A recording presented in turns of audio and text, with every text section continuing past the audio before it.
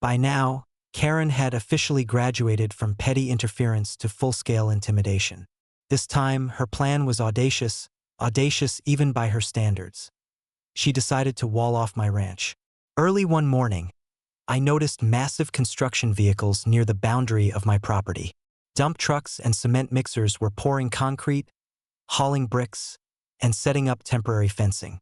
Karen had somehow convinced herself, and apparently some HOA contractors, that building a solid wall around my property would give her leverage over me. I drove out to the site, my heart pounding, but my mind already calculating. Standing amidst the chaos was Karen, clipboard in hand, barking orders. "This wall will ensure compliance. You can't ignore HOA rules when your access is restricted," she shouted.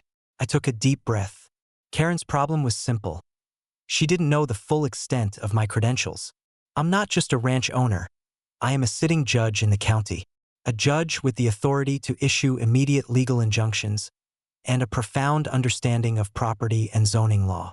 "Karen," I called, stepping out of my truck, "this wall is illegal. You have no right to restrict access to my property. Stop this immediately." She laughed. "Oh, come on.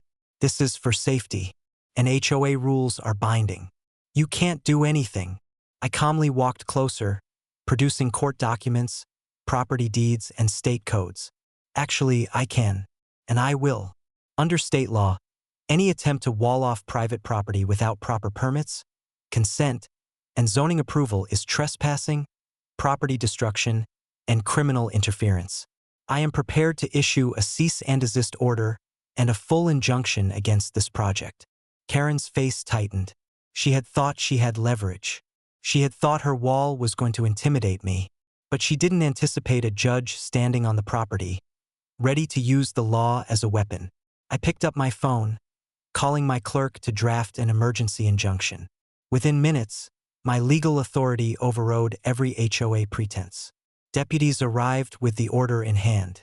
"Ma'am," one said, "stop all construction immediately. You are ordered to cease and desist.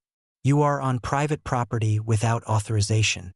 Any further work will be met with additional fines and potential arrest." Karen's contractors froze. Her confidence evaporated like morning mist. She stammered, "But you can't." I stepped closer. "Watch me. You have now violated multiple state statutes. Any continuation will be counted as contempt of court." By mid-afternoon, the wall project had halted completely. County inspectors arrived to ensure the property remained untouched. Karen was issued citations for trespassing, property destruction, and obstruction of a judge performing legal duties. The HOA had no choice but to publicly distance themselves from her actions. Karen stood at the edge of the halted construction, helpless, screaming about conspiracies and unfair treatment. But the truth was clear. She had been outmaneuvered by law, authority, and careful preparation. By evening, I walked along the perimeter of my property. The wall, partially built, now served as a monument to Karen's arrogance and the limits of her HOA fantasies. My land remained fully accessible, fully secure, and fully protected by legal authority. Karen had thought she could intimidate a rancher. She had failed spectacularly, against a judge, a lawyer, and a family that knew exactly how to defend itself. As I watched the sunset, I realized the irony. She had tried to trap me, but in reality, she had trapped herself.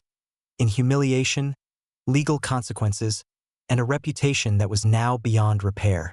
My ranch remained mine, intact and untouchable. And Karen had learned, again, that some battles are lost the moment you underestimate the person you're trying to intimidate.